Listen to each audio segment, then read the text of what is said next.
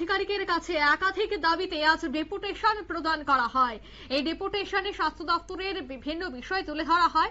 স্বাস্থ্য দপ্তরের আধিকারিকের নিকট এই ডেপুটেশন প্রদানের পর কি বলছেন ত্রিপুরা পিপলস পার্টির সদস্যরা, শোনাবো।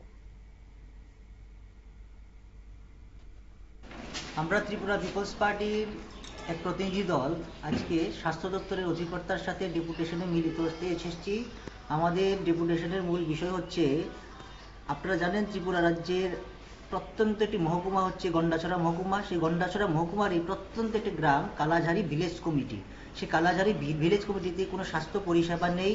দীর্ঘদিন যাবৎ সেখানে লোকাল পিপলরা, সেখানে স্থানীয় জনগণরা সেখানে প্রাথমিক স্বাস্থ্যকেন্দ্রের জন্য লড়াই আন্দোলন চালিয়ে আসছে। আমরা ত্রিপুরা পিপলস পার্টিও আমাদের জন্মলগ্ন থেকে সেখানে যাতে একটি স্বাস্থ্যকেন্দ্র স্থাপন করা হয় তার জন্য আমরা দীর্ঘ আন্দোলন চালিয়ে এসেছি। এবং আমাদের আন্দোলনের উপর নির্ভর করে, আমাদের আন্দোলন চাপে পড়ে তৎকালীন বামফ্রন্ট সরকার 2017 সালে সেখানে প্রাথমিক স্বাস্থ্যকেন্দ্র নির্মাণের জন্য টাকা বরাদ্দ করেছিল। কিন্তু 2017 সালের পর আজকে 2025 শেষ হতে চলেছে, এখনো পর্যন্ত সেখানে কোনো ধরনের স্বাস্থ্যকেন্দ্র নির্মাণ করা হয়নি। তো আমরা আজকে আপনারা শুনলেন বেশ কিছু সমস্যা রয়েছে, আর সেই সমস্যাগুলি নিয়ে কিন্তু আজ তারা ডেপুটেশনে মিলিত হন।